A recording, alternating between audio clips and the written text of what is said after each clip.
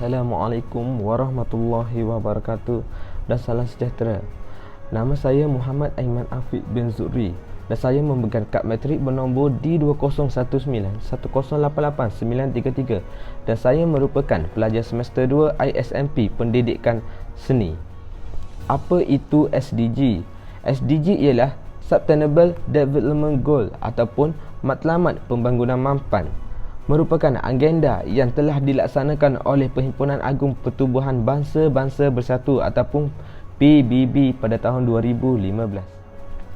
Agenda ini dilaksanakan untuk memastikan koleksi 17 matlamat yang dibuat dapat dicapai. Antara matlamat SDG meliputi isu pembangunan sosial dan ekonomi, termasuklah kemiskinan, kelaparan, kesihatan, pendidikan, pemanasan global, kesetaraan gender, air, sanitasi, tenaga, urbanisasi, alam sekitar dan keadilan sosial. Hari ini saya akan mengupas tentang matlamat kedua SDG, iaitu Zero Hunger ataupun tiada kelaparan. Apa yang membawa maksud tentang Zero Hunger ini? Zero Hunger merupakan suatu keadaan di mana di suatu negara bebas daripada kelaparan ataupun tiada kelaparan. Malah menurut satu laman web yang saya baca, iaitu wecare.id, Zero Hunger ini membawa maksud Hari Pangan Sedunia, yang mana Hari Pangan Sedunia ini disambut pada tanggal 16 Oktober pada setiap tahun.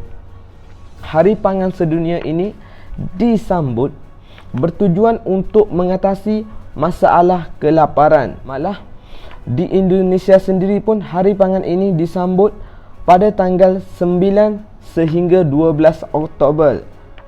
Hari Pangan di Indonesia ini dipusatkan di Kendara, iaitu Sulawesi Tenggara di Indonesia. Namun begitu, matlamat yang kedua daripada 17 matlamat SDG ini mempunyai objektif yang tersendiri untuk dicapai bagi memastikan pelaksanaan Zero Hunger dapat dicapai menjelang tahun 2030.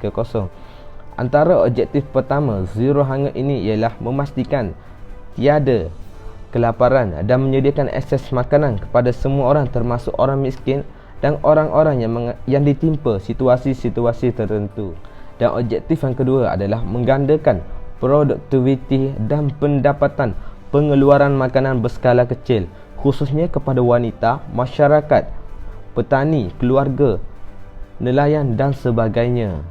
Objektif yang ketiga, objektif Zero Hunger ini juga adalah memastikan sistem pengeluaran makanan yang lestari dan amalan pertanian yang tahan lasak dilaksanakan untuk meningkatkan produktiviti dan pengeluaran. Dan objektif yang terakhir ialah menjelang tahun 2030, SDG juga akan mempertahankan kepelbagaian genetik benih tanaman yang diusahakan serta haiwan ternakan seperti spesies-spesies liar akan terus dijaga untuk dijadikan sumber makanan.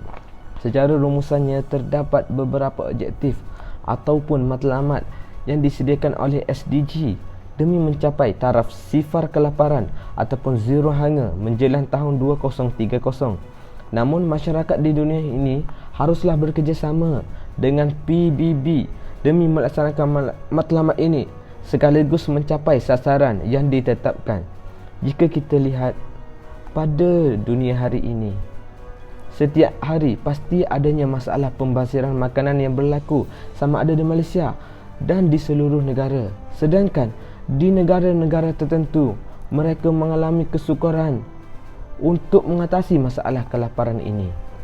Oleh itu, semua pihak haruslah berganding bahu untuk menghentikan masalah kelaparan ini dan membasmi masalah pembaziran makanan ini demi kemakmuran sejagat. Sekian, terima kasih.